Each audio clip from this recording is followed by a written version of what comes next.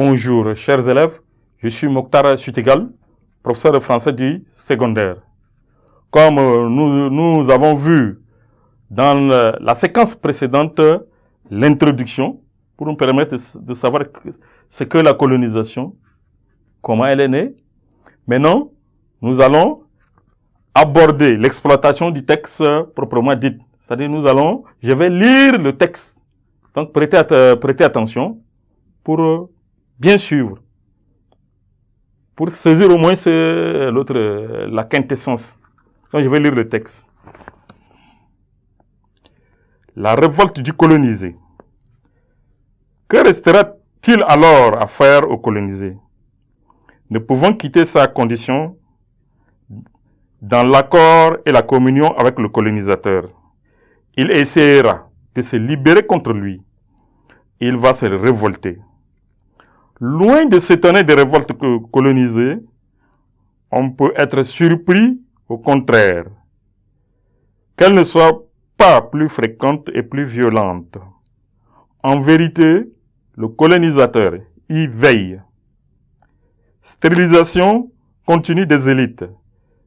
Destruction périodique de celles qui arrivent malgré tout à surgir, par corruption ou oppression policière. Avortement par provocation de tout mouvement populaire et son écrasement brutal et rapide. Nous avons noté aussi l'hésitation du colonisé lui-même, l'insuffisance et l'ambiguïté d'une agressivité de vaincu qui, malgré soi, admire son vainqueur, l'espoir longtemps tenace que la toute-puissance du colonisateur accoucherait d'une toute bonté. Mais la révolte est la seule issue à la situation coloniale, autant pour moi, qui ne soit pas un trompe-œil. Et le colonisé le découvre tôt ou tard. Sa condition est absolue et réclame une situation absolue. Une rupture et non un compromis. Il a été arraché de son passé et stoppé dans son avenir. Ses traditions agonisent et il perd l'espoir d'acquérir une nouvelle culture. Il n'a ni langue, ni drapeau,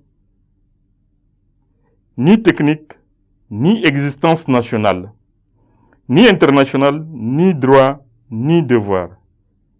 Il ne possède rien. N'est rien et n'espère plus rien. De plus, la solution est tout le jour plus urgente. Tous les jours nécessairement plus radicale. Le mécanisme de néantisation du colonisé, mis en marche par le colonisateur, ne peut que s'aggraver tous les jours.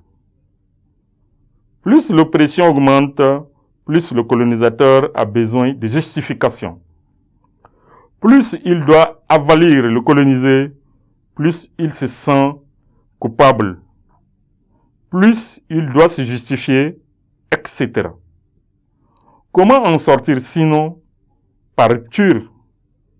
L'éclatement de tout le jour, plus explosif de ce cercle infernal. La condition coloniale, par sa propre fatalité, appelle à la révolte, car cette situation ne peut être aménagée. Tel un carcan, elle ne peut être que brisée. Albert Memmi, portrait du colonisé. Merci pour votre attention.